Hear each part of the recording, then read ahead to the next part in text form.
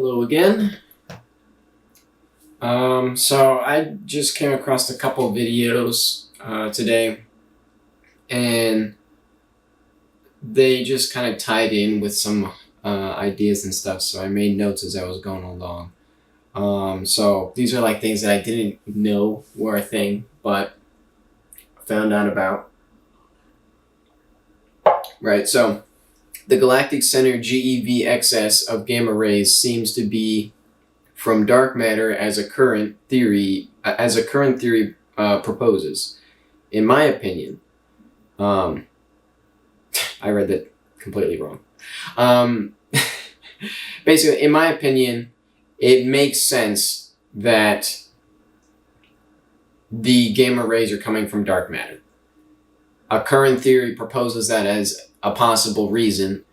The other one is because they propose that these gamma rays are coming from really fast spinning pulsars that are just spewing gamma rays everywhere. And so, in my opinion, I think it makes more sense for it to be dark matter based off of the limited information that I've gotten about this, right?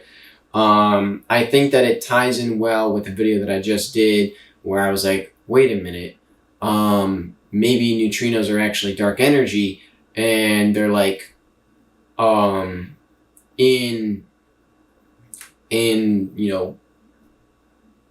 reactions when we have nuclear decay and stuff, right? Neutrinos are released, and so I was like, okay, well, maybe that's being like energy's being given back to dark energy, right? And so pretty much what I'm trying to get at here is that I think that the gamma rays are basically the same process but for dark energy. So dark energy is decaying, right? And as it decays, it releases gamma rays, right? Because we know that when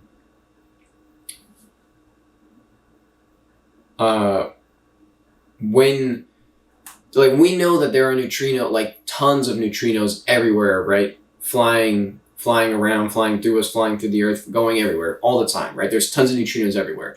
And so it makes sense that we have this large amount of gamma radiation being released from dark energy, from dark matter.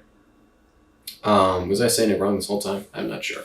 But dark matter. And so this dark matter is basically, I believe this dark matter is decaying. It's doing its standard stuff. The standard stuff that we see with matter on our level, right? Like we looking at the atom and we go, oh, look, it just decayed. There goes the neutrino, right? Instead, that process is happening, but on the dark matter level. So it's going, oh, hey, look, there goes that gamma ray, right? And this gets back to me saying that gamma rays are actually energy, right? They're actually mass. They're not just light. They do have mass, right?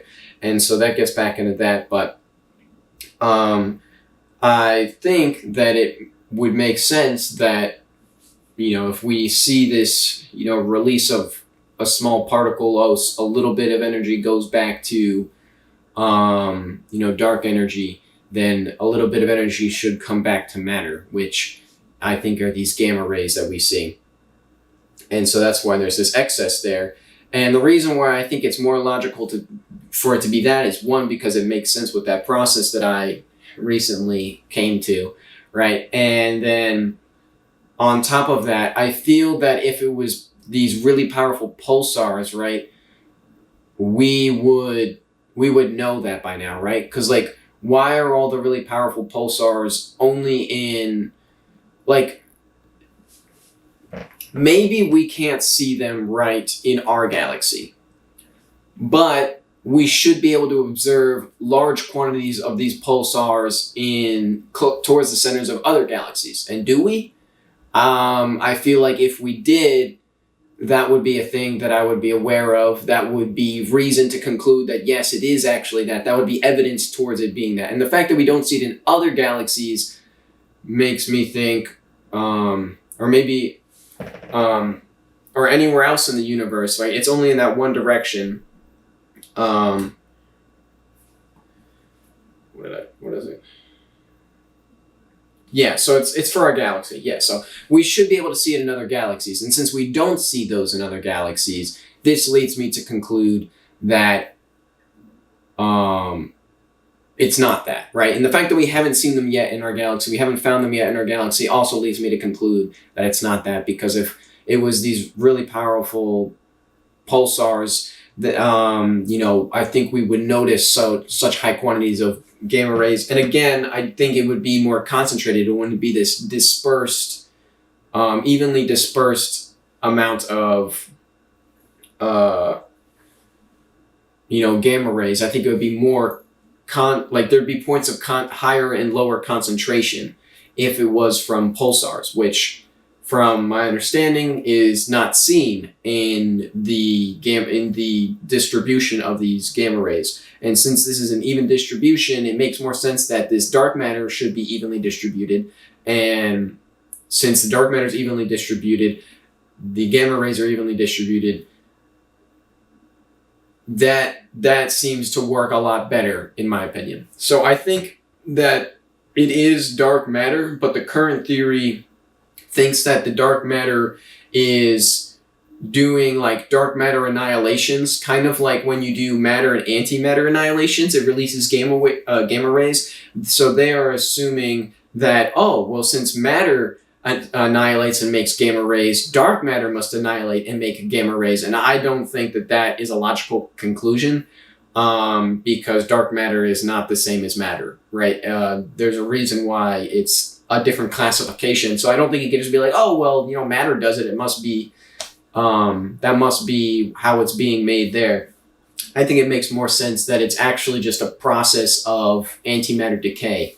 Not antimatter decay, dark matter decay, which is a natural process, and we see it all the time in atoms and everything. And so that's why we got neutrinos flying everywhere. That's why there's gamma rays flying out of the concentrated center of our galaxy, because that's where the most of the dark matter is. And the reason why there's the most dark matter there is because there's a higher concentration of black holes, probably. And if not, then there's just the supermassive black hole, which is putting out, I personally think, dark matter photons. And these dark matter photons are then, potentially interacting with other dark matter, or are just releasing the gamma rays themselves, right? As they slowly lose energy, they bleed it off as gamma rays, maybe. I don't know. And so basically what I'm saying is that that's what I think it is, and that's why I think it is. And I think that's all I had to say on this one.